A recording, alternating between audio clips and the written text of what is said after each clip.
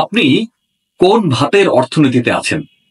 আচ্ছা, এটি উত্তর দেওয়ার আগে আমি অন্য একটা তথ্য আপনাদেরকে দেই যে বিশ্ব খাদ্য ও কৃষি সংস্থা, যেটাকে আমরা ইংরেজিতে FAO ফাও বলে থাকি, এই ফাও একটা চুরি করেছে। এই চুরির খবরটা দিয়ে আপনাদের শুরু করি। 90-এর দশক থেকে তারা একটা স্লোগান বলে যে রাইস ইজ লাইফ। এই রাইস ইজ লাইফ এই উক্তিটি তারা চুরি করেছে।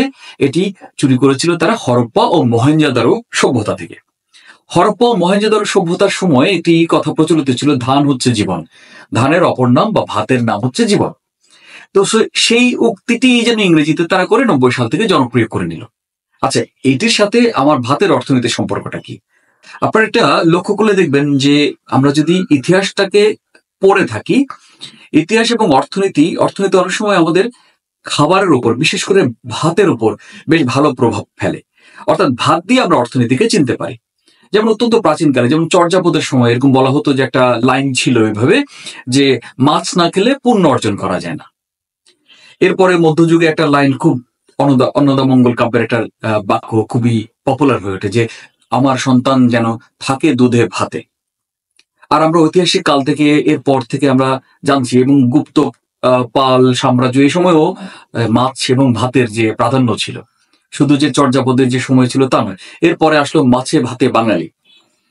একসময় আমরা যখন আধুনিক যুগ দিয়ে আসছি, ঔপনিবেশিকের যুগের দিকে যখন যাচ্ছি, তখন এই ভাতের বিষয়টা একটু চেঞ্জ হয়ে গেছে। অর্থনীতিতে তখন যেমন ডাল ভাতের অর্থনীতি হয়ে আসলো, অর্থাৎ তখন প্রচলিত হচ্ছে ডাল ভাত। এরপর এরকম আসলো দুমুঠো ভাত দে মা, দুমুঠো ভাত দে, দুমুঠো ভাতের অর্থনীতি আসলো। তারপর আসলো কি যে নুন আনতে পান্তা ফুরোয়। তারপর আসলো কি যে ভাত আর জলে মারি। এভাবে ভাত নিয়ে আস্তে আস্তে আমরা অনেক রকমের ধাপ পেরিয়ে যাচ্ছি সময়ের সাথে সাথে। প্রাচীনকালে ধানের ব্যাপার ছিল, তারপরে আমাদের মাছের বিষয়টা আসলো, মাঝখানে আবার দুধে ভাতের ব্যাপারটা আসলো, এরপর মাছে ভাতে, ডালে ভাতে, নুন আনতে পান্তা ফুরোয়। এইভাবে আমরা ভাতের অর্থনীতিতে আমরা পরিক্রমায় আছি। ভাতের যে তীব্রতার সাথে অর্থনীতির তীব্রতা আমরা বুঝতে পারি, ভাত দে হারামজাদা নইলে মানচিত্র খাবো। তো ভাতের অর্থনীতির সাথে সাথে অনেক কিছুই আমরা অর্থনীতির রূপগুলো আমরা বুঝতে পারি, কোন সময়ের অর্থনীতি কেউ আছে। আপনি এখন কোন অর্থনীতিতে আছেন? ভাতের অর্থনীতি নিয়ে একদিন ভাতালাপ হবে।